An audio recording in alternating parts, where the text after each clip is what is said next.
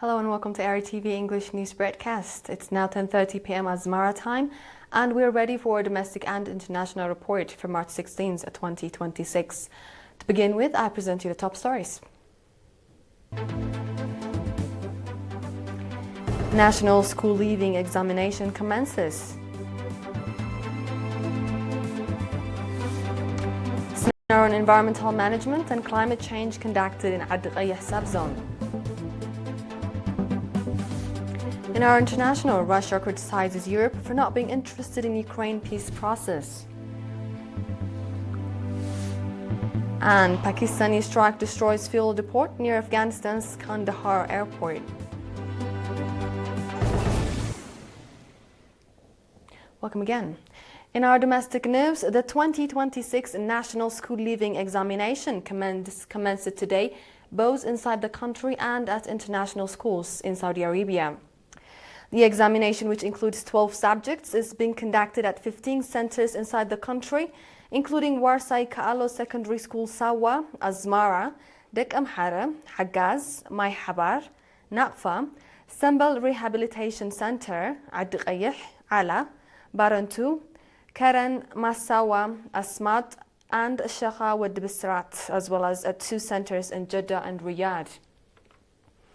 According to the testing center at the Higher Education Institution and Research, 21,803 students, including 48.7% female students, are taking part in the national examination.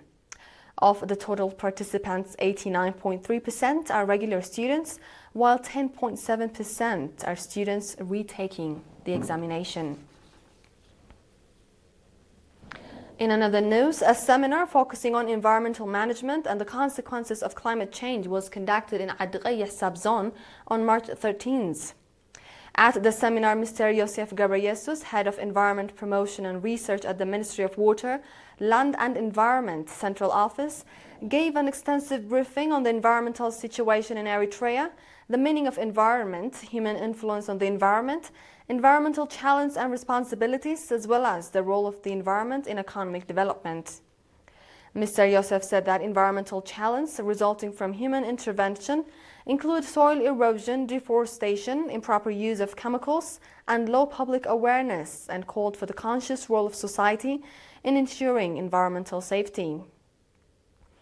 Noting the significance of the water and soil conservation activities being carried out at the Eastern Escarpment in environmental management, Mr. Takiet Akhlamariam, Head of Environment in the Southern region, called for the sustainability of the program.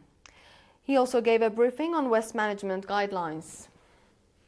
Ms. Sunit Simon, a biodiversity expert, said that conserving and enriching soil and water resources, controlling pollution, curbing deforestation, and constructing water reservoirs have significant contributions in enhancing biodiversity.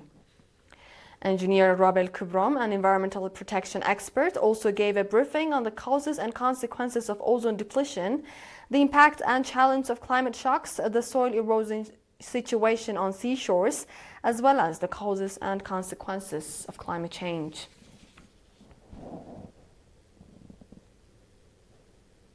In another news, the Ministry of Labor and Social Welfare in Haikota subzone extended material support worth 87,500 Naqfa to 20 disadvantaged citizens. The beneficiary families were identified by their respective administrative areas. Noting that similar support extended to disadvantaged families in the subzone has registered encouraging results, Mr. Takhla Kidana, head of the branch office, called on the beneficiary families to properly use the support provided to them to improve their livelihoods. The beneficiary families, on their part, commended the support they received and expressed readiness to work hard to become productive members of society and improve their livelihoods. This wraps our domestic news for this session. Dear viewers, do stay tuned, for we shall be back with the international ones after the short break.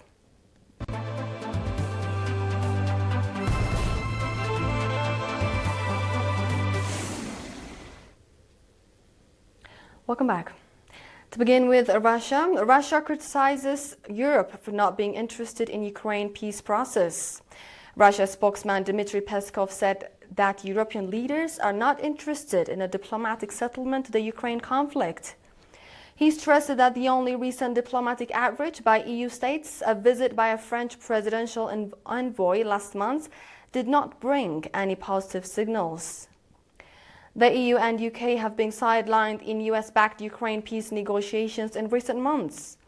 Despite lobbying to join the talks, Kiev's European backers have systematically worked to sabotage the process, the statement added.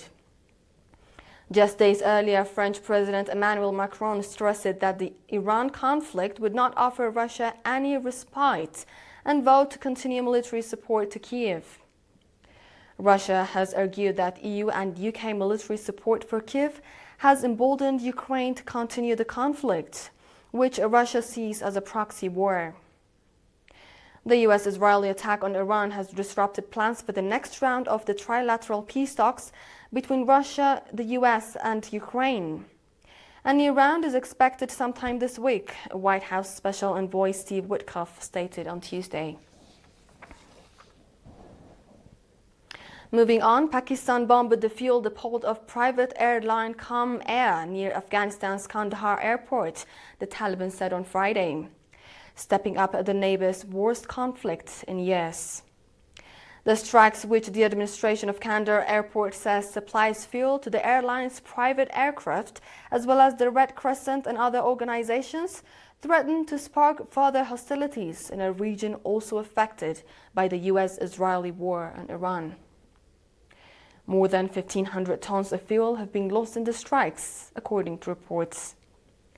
The overnight strikes also hit residential areas in Kabul and the eastern province of Nangarhar, killing 6 people, including children, and wounding more than a dozen, the Taliban stated.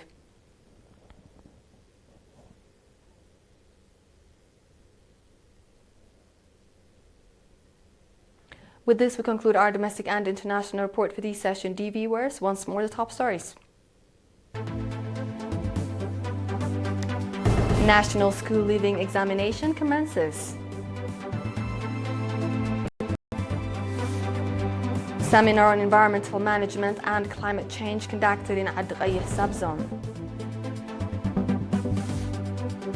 Russia criticizes Europe of not being interested in Ukraine peace process. And Pakistani strike destroys fuel depot near Afghanistan's Kandahar airport. This was The World on Monday with ERi-TV English News broadcast. Dear viewers, from all of us here, thank you for watching.